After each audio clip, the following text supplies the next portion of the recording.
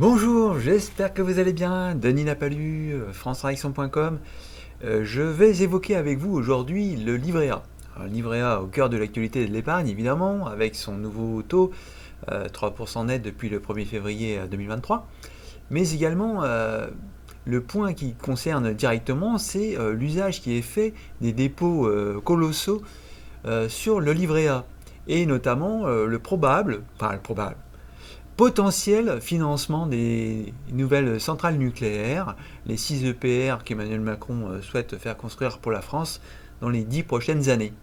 Voilà, donc nous allons voir quelques points et sur l'usage fait de votre argent et balayer également parlant quelques idées reçues sur le livret A puisqu'elles sont évidemment nombreuses. Allez, à tout de suite.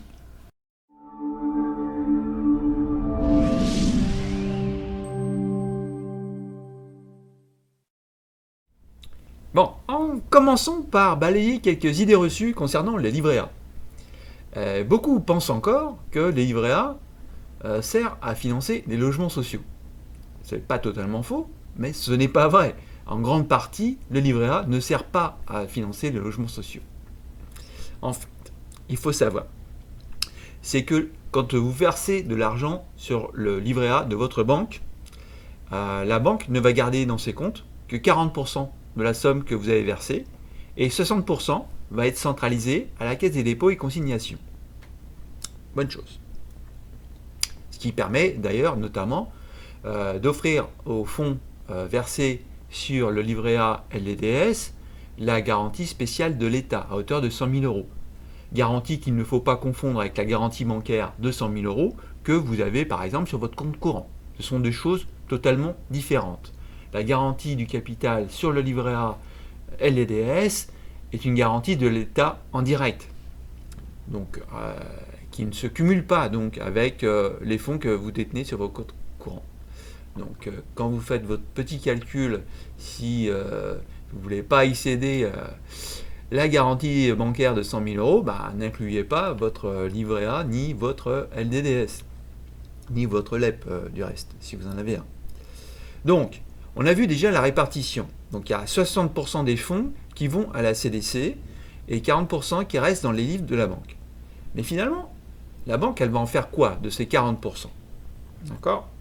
On va voir ça. On va balayer aussi quelques idées reçues concernant les intérêts que cela coûte aux banques. Les pauvres banques, pensez-vous, avec des taux à 3%, ça leur coûte une fortune. Tout ça, c'est des gens qui ne connaissent pas comment fonctionnent les banques, et c'est totalement faux. Si la banque perdait de l'argent avec le livret A, croyez-moi qu'elle aurait depuis longtemps arrêté de commercialiser et distribuer des livrets A. Elle gagne de l'argent avec le livret A, et même beaucoup. D'ailleurs, je vous invite à consulter les résultats des banques qui ont été publiés récemment, et vous verrez qu'empiler des milliards d'euros à ce niveau-là, c'est bien que tout va bien pour elles. Ne vous inquiétez donc pas, et clin d'œil à tous ceux qui jouent avec la peur des gens, à faillite des banques, etc., faillite du système financier. Là, pour l'instant, on n'y est pas encore. Hein. Donc, alors, livret A, bon, vous connaissez 200 ans d'histoire, etc. Quelques rides, ça c'est clair. Pendant, il y a 2-3 ans de ça, en fait, la CDC qui a fait preuve de transparence sur l'utilisation des fonds du livret A, qui a mis à jour son site, et vous pouvez aller le consulter, il est assez bien fait. Donc, tous les chiffres que j'évoque là sont issus de la CDC, sont des chiffres officiels.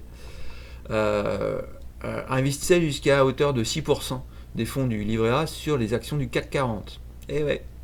Eh bien oui, puisque tous ces fonds qu'on dépose, là on a encore déposé en 2022 plus de 50 milliards sur le couple livret A LDDS, il faut bien que la CDC en fasse quelque chose. Donc les logements sociaux n'utilisent à peine un tiers des fonds déposés, et donc les 2 tiers du reste, on en fait quelque chose. Voilà. Donc, là, au niveau de la répartition, donc vous avez, donc ça c'est moi qui fais ce graphe-là. Donc la répartition, tout ce qui est rouge, c'est ce qui va à la CDC, et tout ce qui est bleu, en fait, ça reste dans les banques. Et les banques, qu'est-ce qu'elles en font de ces dépôts? En fait, pour payer l'intérêt qui vous est versé, hein, ces fameux 3% depuis le 1er janvier, la banque, elle va utiliser les fonds pour effectuer des crédits, essentiellement auprès d'entreprises, et ainsi gagner pas mal d'argent. Parce que je vous rappelle que quand vous déposez 1 euro sur un compte dans une banque, la banque, elle va le prêter plus de 10 fois, par exemple. Donc ne vous amusez pas à calculer si la banque prête à 2,5%, mais elle doit vous rétribuer à hauteur de 3%, elle va perdre de l'argent. Bah non, en fait, évidemment que non, puisque le même euro, elle va le prêter 10 fois. Donc même si elle octroie des crédits à 2,50, 10 fois 2,50, ça fait 25%, et elle vous donne que 3%.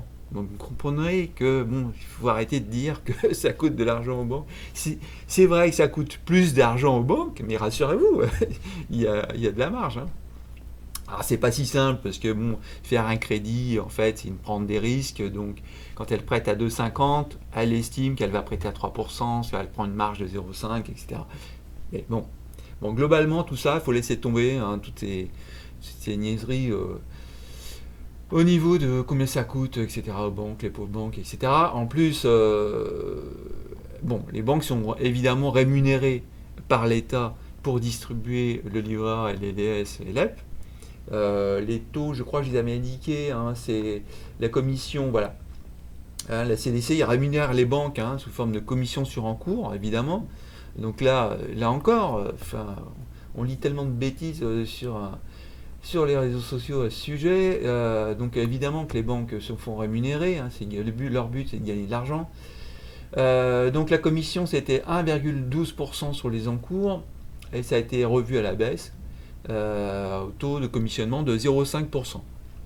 Ok, donc ça c'est le même fonctionnement exactement le même fonctionnement que quand vous souscrivez un placement auprès d'une banque.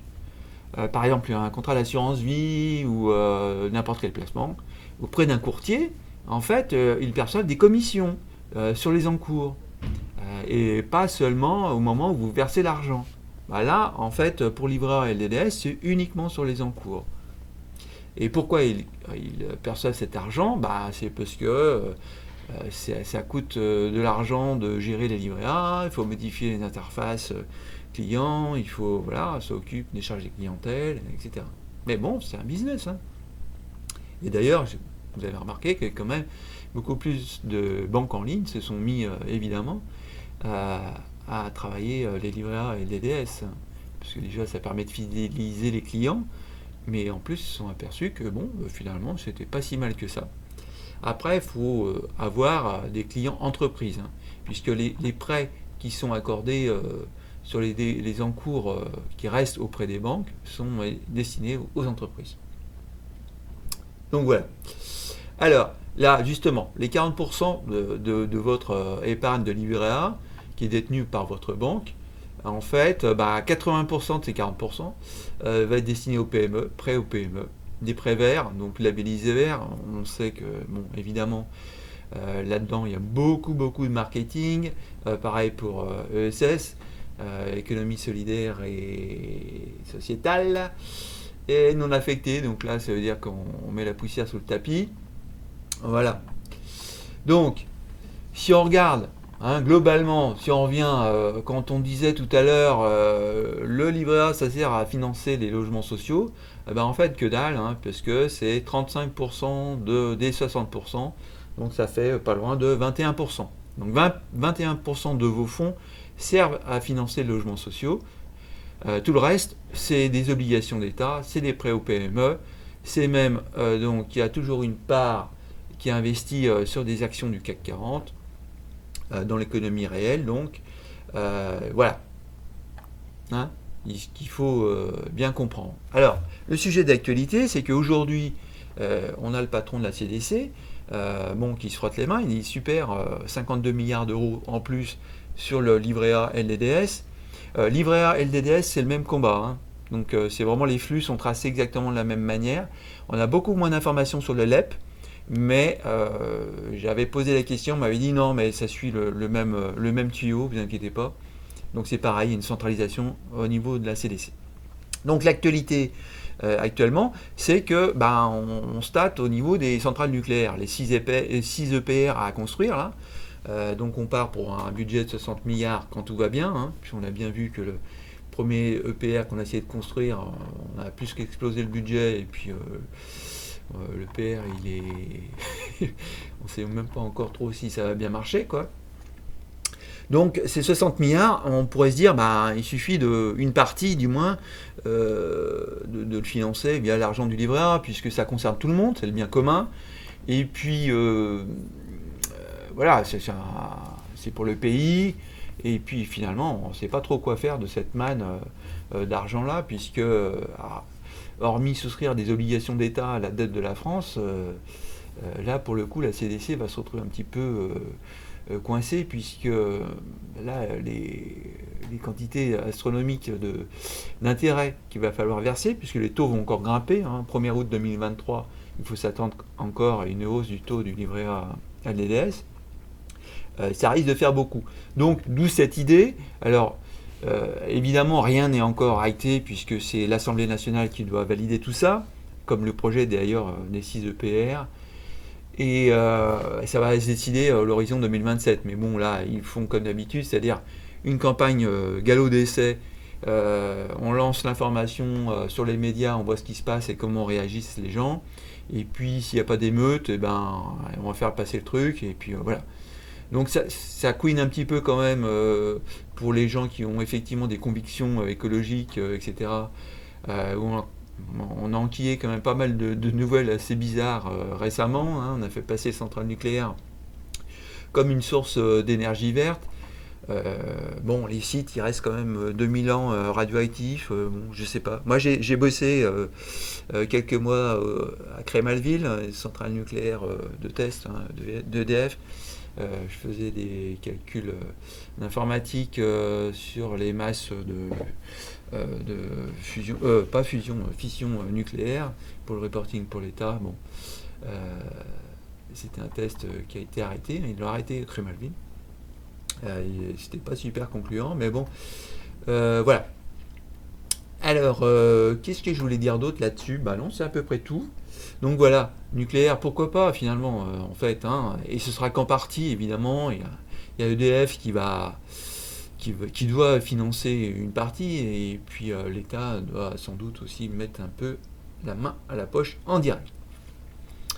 Donc voilà, pour ce fameux livret A LDDS. Donc c'est la première niche fiscale de France, évidemment, hein, puisque c'est net d'impôts et il n'y a pas de prélèvements sociaux là-dessus. Le LEP est encore meilleur, hein, puisque avec un taux qui dépasse plus de 2 fois celui du livret A LDDS, il faut évidemment en profiter, mais il est soumis à condition de plafond de revenus. Donc là, tout le monde n'y a pas accès, évidemment. Donc, première niche fiscale, mais il ne faut pas hésiter à en profiter, faire le plein.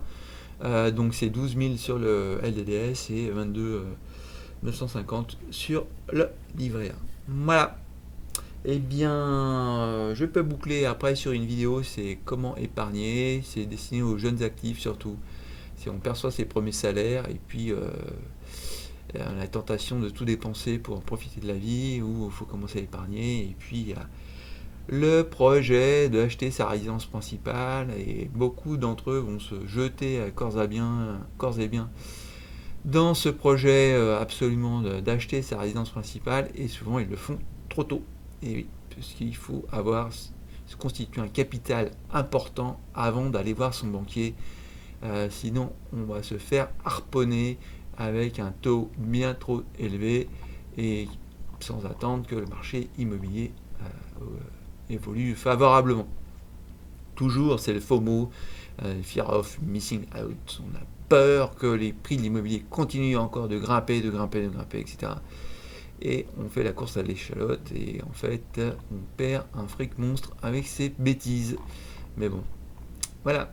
Allez, je vais reprendre mon bâton de pèlerin. Allez, ciao. Bonne journée.